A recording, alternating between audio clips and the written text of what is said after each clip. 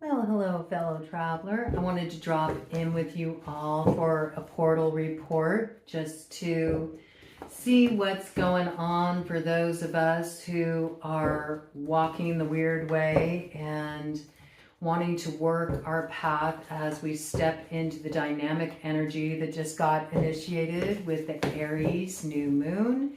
And we'll be culminating with that Scorpio full flower moon on May 1st. And we're just going to keep this one to the point. We're not going to go too deep into those explorations this time around because I already brought in about 4 hours of downloads from tapping into all of the signs for the new moon energy. But I did want to get something a little bit more oriented on the level of exploration for those of us who like to wander off into the alfalfa and just want to see what energies might be coming in for us over the next 72 hours as we're out there traipsing about and see what's coming our way. What do we need to be aware of over these next 72 hours? I think I'm going to keep this just real simple tonight. I'm just going to do all Arcane BS. This one's going to be pretty to the point, okay? Bottom of the deck. Well, we got this effing guy right here. You've dealt with this effing guy many times before. This is somebody who wants to rule you with an iron fist. This is somebody who's got a bone to pick. This is somebody who's carrying a big stick, and they're going to use it to try to get what they want. They're going to try to use it to enforce their will, to get their way. This could even be somebody that is a bit of a magician throwing some work around. They're heavy-handed with it. They've been doing this since the dawn of time. You may have faced off with this character in other lifetimes. Right now, it's the battle royale. It's coming to a crescendo.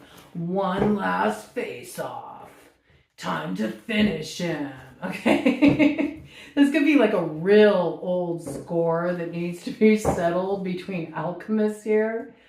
You know, it reminds me of that Robert Anton Wilson quote where he talks about reality, like the limitations of reality, the borders of reality are really what is determined by opposing factions of shamans who were battling it out and finally, you know, reached a point of like a sticking point where something couldn't go any further. And so it's like, okay, this is where it's at right now. So negotiating the boundary lines between reality and surreality may be going down on more quantum level here. Somebody wants to push the boundaries a little bit. No, that's not where the line is between reality and surreality. We're going to push a little bit further. Somebody wants to take up more territory esoterically. That's almost what it feels like. Don't put baby in a corner. You can't keep me in a box. I'm breaking down the boxes. I'll tell you where the boundary lines are. Ooh. Okay, so somebody's wanting to encroach your boundaries energetically. They're wanting to enforce their will. They want to enforce their will by force if they have to. I feel like this is something they're trying to do energetically, like they're trying to throw their weight around on the ether, astrally, projecting into your sphere of influence, okay? This is something old, so you'll know if this is for you because you've dealt with this kind of thing before. This is not for those of you who are like, what the hell is she talking about? Has she lost her mind? This would be more like, oh God, not this again, okay? You know what I'm saying? Bottom of the deck, yeah. No access.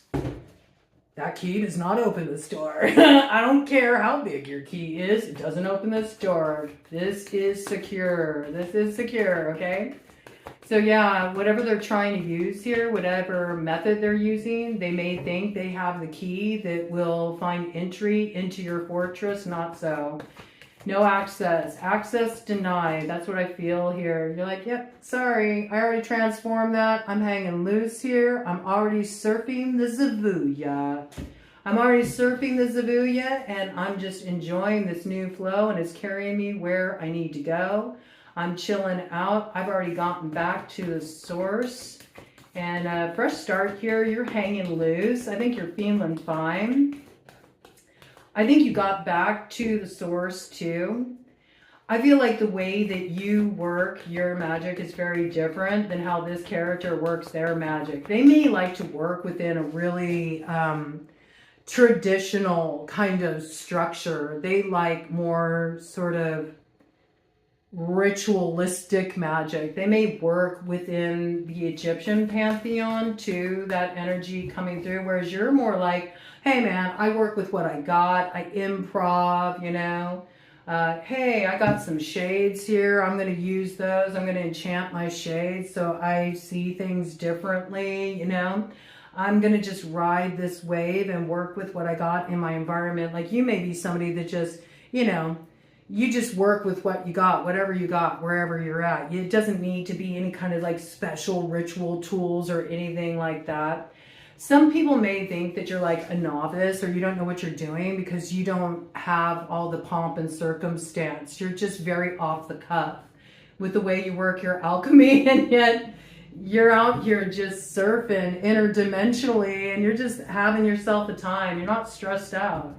You don't feel the need to flex. You know, you may have a lot of this energy kind of coming at you very aggressively, like wanting to take force, wanting to take force. Maybe they want to take some of the force that you're working with by force.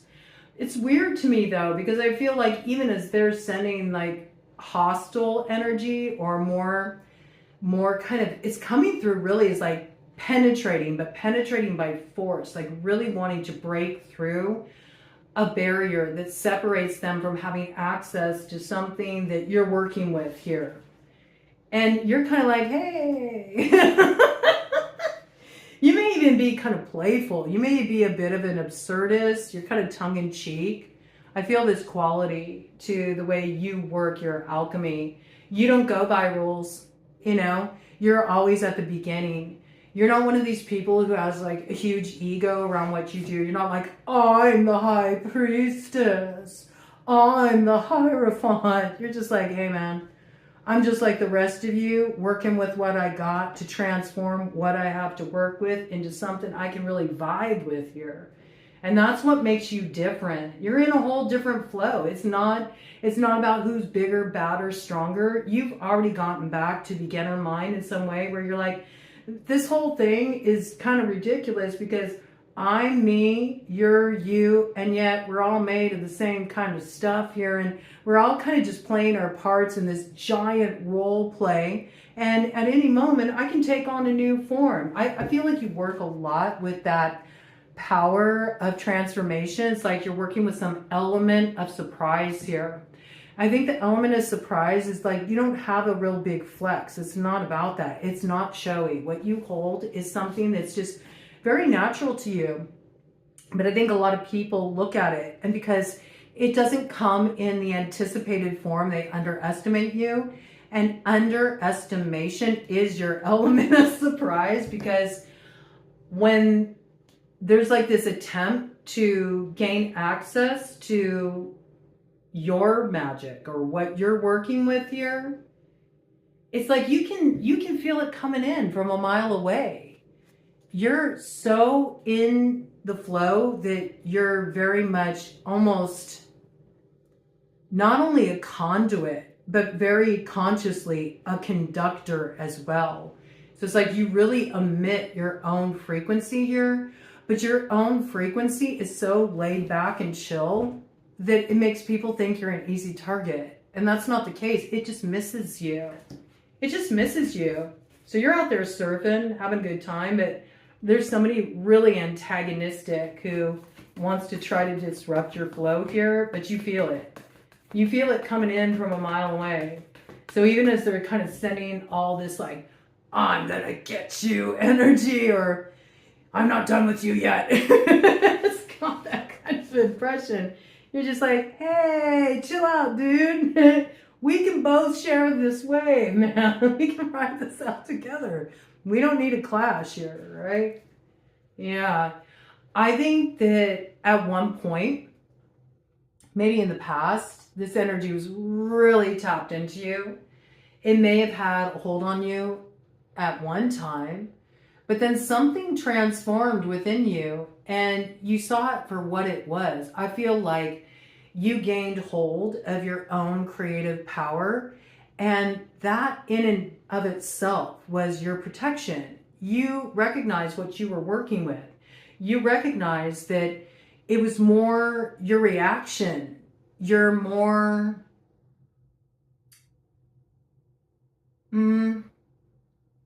inclination to sort of match the energy is what fell away when you really recognized the energy that you hold. See, to me, it feels like you're very much aligned with that stag energy. You know who you are. You know what your destiny is. You become very conscious of who you are, what you're here to do, and where you need to go. You also understand that as you enact your destiny, there's going to be challengers on the path. You anticipate that. And in anticipating that, it's like you already got a bit of a stronghold because you've dealt with these kind of energies before. So it's almost formulaic, the way that they move. You're able to know what's coming next. And that's what allows you to have some mastery over the flow and not to get riled up about it. It's almost like the riling up, that feeling of getting stirred up by this influence, that's the hook. And you recognize that. And as you recognize that, it was really easy to cut off the supply. So you firmly got something in your grasp here, a very grabby energy, something out there right now. Someone out there is very grabby for your energy, but it's too late. You're already in your flow. You got protection here. You got protection from the sky realms. You may be a bit of like a Skywalker. And when I say that, I don't mean like Jedi stuff. I mean, you're very connected to that kind of like Dakini sort of medicine. You're very used to working with the polarities. You know how to work with energies that appear dark or intimidating, but are actually creative forces that if you understand what the darkness is there to awaken in you, it's something that becomes almost artistry. Artistry. I don't think you're intimidated by dark forces. Maybe you've had to face off with a lot of these energies before. Dakini medicine is super fierce. It's very fierce, but it's also divine. It's very much energy that it brings the darkness to the surface, but it brings the darkness to the surface so it can become the fire that forges you. And there is more of this higher consciousness that's activated where you recognize that when you are dealing with situations like that, it's meant to highlight the dark places within you. So I don't think you view anything outside of yourself as the opponent. It's more that when you feel this kind of infiltration of energy in your force field, it reminds you that there's something that needs to be looked at within the mirror of the self, and that it's time to polish that mirror. And you don't deal with that kind of provocation in a forceful way or in any kind of outward expression. Quite the opposite. You take the influence as it comes in and you actually internalize it, okay? So it's like you digest the energy. You internalize it and you use it to polish the mirror of the self, and you transmute it and you refine it by understanding that all that is a fragment of an unconscious aspect of myself that's showing up on the mirror of my life through the reflection I'm being seen in through the other. You know what I mean? And this is what keeps you in a place of perpetual dawn. No matter how many times it feels like it's curtain call, no matter how many times it feels like this is where the show ends, take your final bow, there's always another act. You know, you have a certain strength here. You have the strength to call in the dawn because you recognize it's not about addressing anything that's coming at you from outside of yourself, but more something that's reflected to you, like pondering an orb. You view life, material reality, as an orb, and you scry through that, and everything you see reveals something about yourself that maybe you didn't recognize before. And I don't think you arrived at this place overnight. This is something you've been deeply in the study of for a while. For a Dakini medicine to come in, you could be somebody that's been working on a path of really cultivating higher consciousness for a while through different meditative practices, through doing different kinds of pranayamas, breath work. There may be a very disciplined tradition within the branch of yogic philosophy that you work with, or there could be some kind of other disciplinary practice that you work with that does require the same kind of activation of higher consciousness, management of the ki. You could be into martial arts, for example, but you have some kind of practice here that allows you to enter into that quality of Satori very easily, where it's single pointed focus. And you are able to enter into that stream of consciousness where it's not about you and me or us versus them, where it's just the I am consciousness. It's all a reflection of everything that's also working through you. And this is what gives you protection. It's just the ability to have that kind of expansive view of a situation and not personalize the energy, but more understand that when you do have this come at you, like if people throw spiritual work at you, you're able to recognize it first of all. You feel it immediately. You know it's off. You know it's not what you're emitting, but you're picking it up. And that's beneficial because it helps you look at maybe places inside of yourself that are currently unconscious that need to be brought to the surface so you can understand what needs to be transmuted there. You understand it's an inside job. It's not an outside job. It's not about getting into battle with it. To get into battle with something coming at you from outside of you is to falsely identify with that and be like, I am that, you know? I am that. I need to fight that. I need to defend myself from that, which is right there. You're already buying into the illusion of separation. And so it's kind of like keeping you on one stratum of consciousness.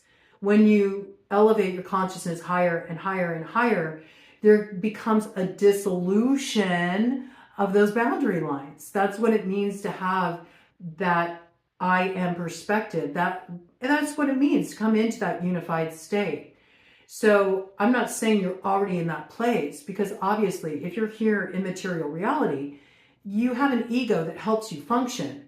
But I think what's different is that you don't have an attachment to your ego. It's not about that. You understand that these things come at you to really test your mettle. Do you have the ability to alchemize this energy, or are you going to dive back into the unconscious parts of yourself, dive back into your lower nature and feel like you have to fight something that really is about mastering it internally and really learning how to be not only able to tap into the energy, to feel the energy, to identify it, but also being able to be a conduit and emitting your own frequency that sort of purifies the water, introduces a new kind of flow. See, because the kind of work that you're doing, you're not just doing it just for yourself. It's not about you obtaining some kind of false identification with being omnipotent or all powerful. It's not about that for you. You're actually invested in transforming reality, not just for you, but collectively. Like you're trying to contribute a different kind of energy here that a lot of people aren't tapped into. And so I feel like this misses you. This misses you. And maybe this is coming through for whoever is, trying to direct this your way, to let them know, like, this isn't going to get you anywhere. That doesn't open any doors, not any doors into the mystery. It's not anything that gains you access to anything that's going to let you overpower me, because, it's one of those things where it's sort of like a moot point, Why are you trying to overpower me when to do so disempowers you? Do you understand? This is what it is. And it is a different kind of flow. It's a beginner flow. It's beginner mind. Each moment new, And not everybody is used to tapping into that kind of a flow. They're used to tapping into the flex flow, where it's all about, puffed up chest and look what I'm working with, and I'm going to take you down. And you're more of an absurdist, and, you use humor to disarm, and, you're just so chill with it that anything that does come at you, because you're not so meeting it with this kind of intractable quality, you just like, you just kind of like give over to it. And you're able to take the blow and immediately harmonize it. You know what I'm saying? I know there's those of you that do. This wouldn't be coming through otherwise. But it's surprising. I feel like to somebody here, it's surprising. Because something's been thrown at you for a real long time. And they don't understand what is going on. Like, this should be taking you down, but it's not. It's missing you. And in fact, they may be seeing you getting blessed up here. They may be seeing you're getting stronger. They may be seeing that there is some new cycle that's really dawning in your life. Something that's very visible. Something that they're not understanding here. They're not understanding here. How do you have this kind of protection? And they're seeing you being blessed up with something here. And that's because you're in that eternal flow. Here comes the gravy funnel, all right? So yeah, I don't think you're worried about this. You may be aware of it, but you're not worried about it. Your future's so bright, you gotta wear shades, man. Because that's what you're tapped into. That's what you're tapped into. You use the darkness to find the light. When you encounter darkness, you know that there's a seed of light there. And that's what you look for. And because you look for that, that's what you find. And that gives you so much protection. So much protection that it's like, I don't need to carry a big stick. I don't need to flex. I'm hanging loose, man. I'm just riding this shit out. Yeah. I mean, we all have our own paths of expression. And you've learned that to have a fixed hand that has to hold a big stick and use force is always going to be a losing hand. The more you let it flow, you let it go, the more pathways of potential open up for you. You're very much aligned with your soul's path. You've entered through the initiatory gateway of the moon. You're able to find that beauty, that luminosity, that light source within the darkness. And that's what allows you to feed all of the wolves within you. You don't just feed the wolf that holds the light. You feed the wolf that holds the darkness too. You understand the balance of nature. And you put yourself in the center of that. And that's what makes so many possibilities available to you. There's a lot of pathways opening up here for you. And if you find that one pathway is blocked, as soon as you find the light that's within that darkness and you discover that within yourself, The resistance melts. The obstacle vanishes. It's nothing that can gain hold in material reality. It's like it's almost dissolved before it ever lands because of this.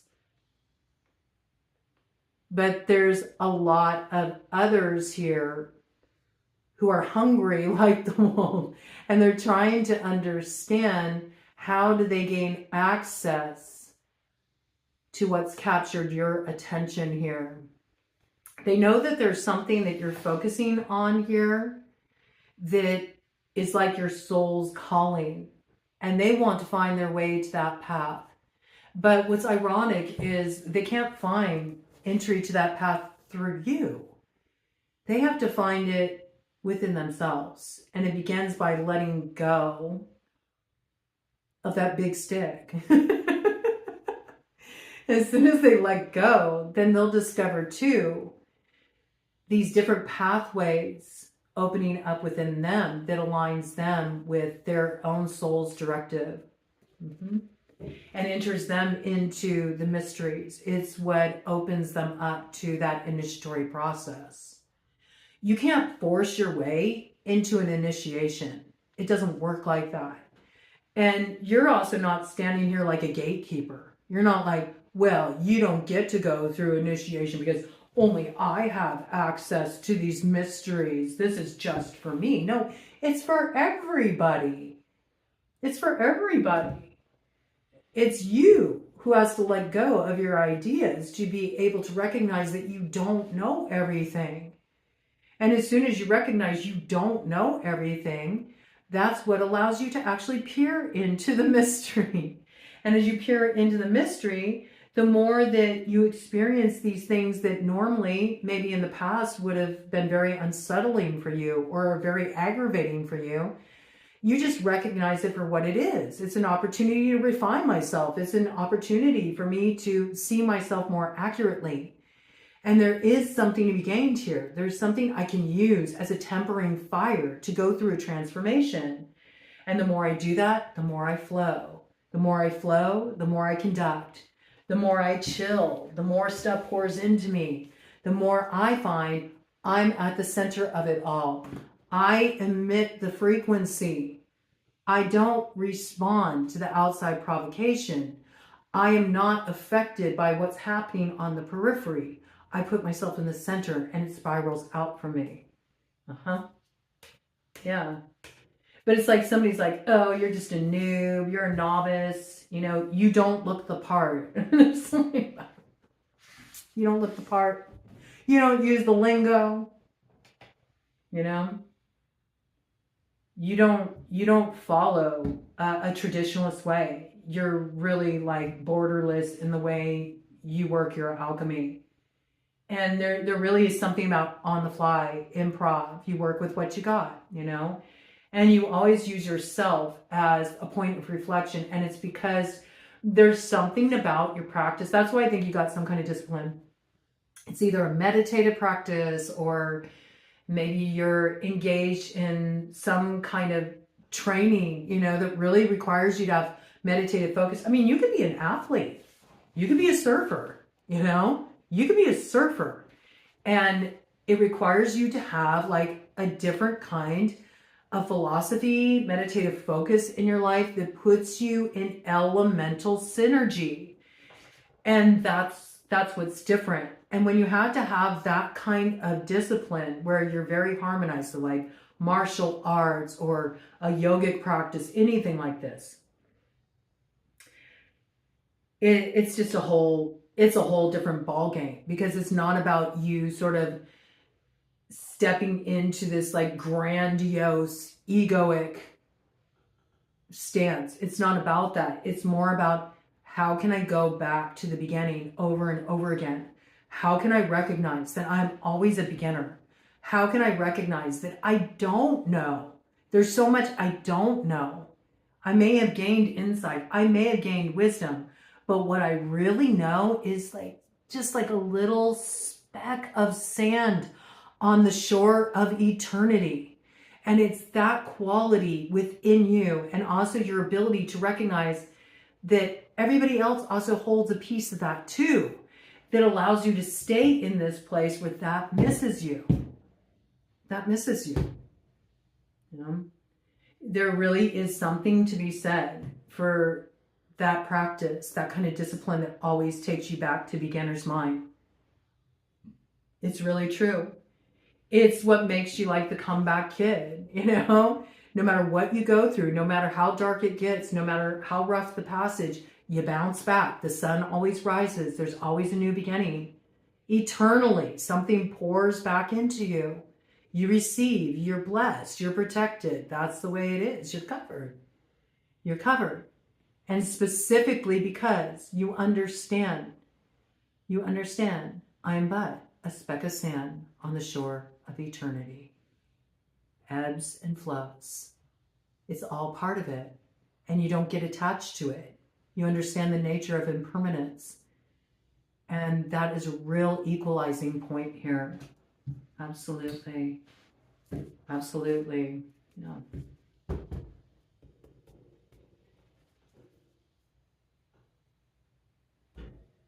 Fixed hand is a losing hand. Release your grasp on trying to control, and go with the flow. Oh, I like this. Yes! I like this because in a recent read, this had come out in reverse and now it's right side up. See? Tried to get you, wasn't able to though. You may fly alone sometimes. The eagle flies high, flies higher than any other winged creature. But it keeps you out of reach of that which would try to drag you down into the depths that you've already transformed. You can manage being there. You've been there before. You've been there many times, but you've already transformed a really deep, heavy cycle. You got yourself free of something and there's no need for you to go back there. You're not ready to seed that again. You're not looking to seed the darkness. You're looking to seed the light. And so you've already risen above this influence. It can't reach you. It's out of grasp. And it's because you're crowned with the understanding that chaos is the creative force that rules the world. And it's out of chaos, it's out of what dissolves that everything new is born. And you're birthing new worlds into being, coming in with chaos, Mom. I love it. So yeah, you're somebody who's very comfortable with chaos. You understand that sometimes things do need to come undone in order to come together in a new form. You see it as a force of creativity.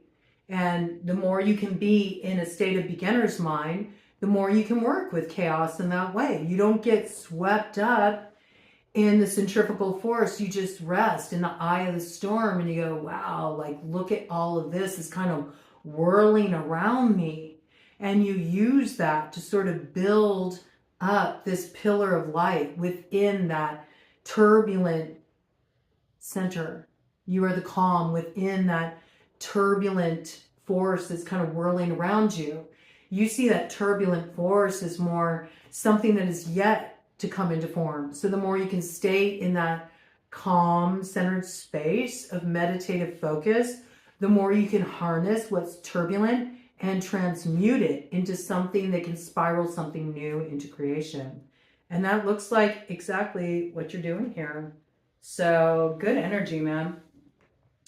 I like it. And that is very much beginner's mind. You know, the more that you work with beginner's mind, you're very comfortable working with chaos because you understand it is the nature of reality. Nothing can come into being without there being that dissolution. Nothing can come into being without there being that moment where nothing really has come into form. And that is the place of the most potency.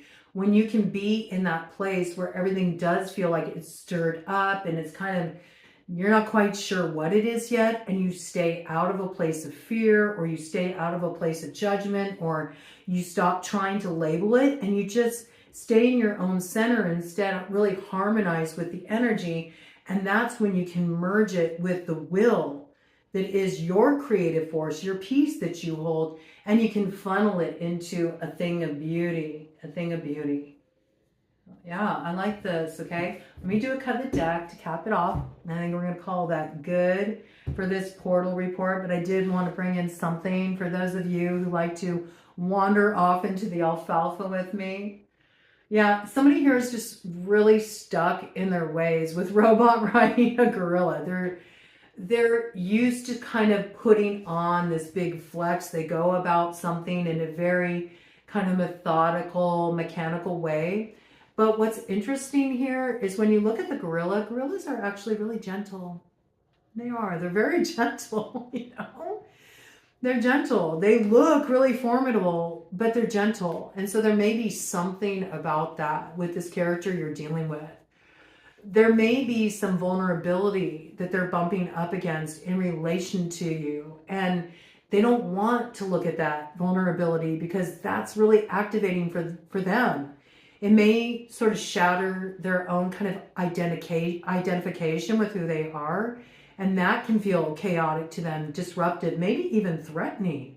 There may be something disarming about your approach.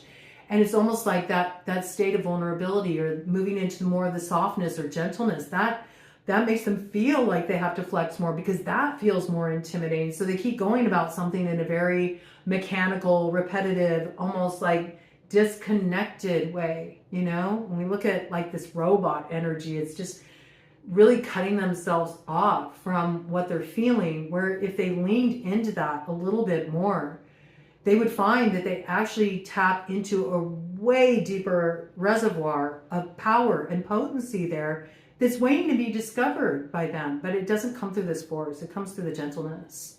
It comes through the gentleness. Right? Yeah.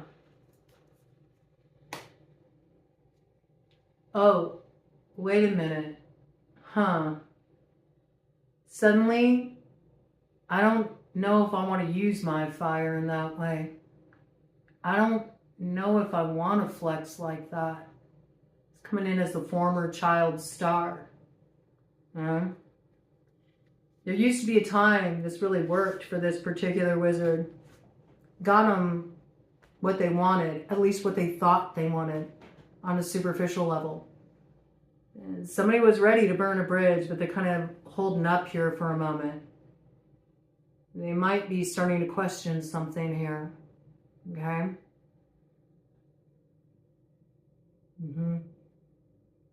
That's what I feel. Somebody's halting midway. I think there's been a recent attempt, and it wasn't successful. It may have actually made them realize that they need to stop in their tracks here before they do something that's irrevocable and prevents them from being able to get across some troubled waters that they really do want to get across, you know? Again, I feel like there's something going on with this person here where they feel vulnerable. They feel a sensitivity. And their reaction to feeling that sensitivity, it may come from a really young place in them where the only way they know how to protect themselves when they feel very sensitive, emotional, you know, and reactive like that is to strike out. But somebody here might be starting to temper things a little bit here. Something might be illuminated for them right now. Oh, wow. Happy rebirth day. Maybe somebody's starting to lighten up a little bit. Give them a chance. Give them a chance to figure it out, okay?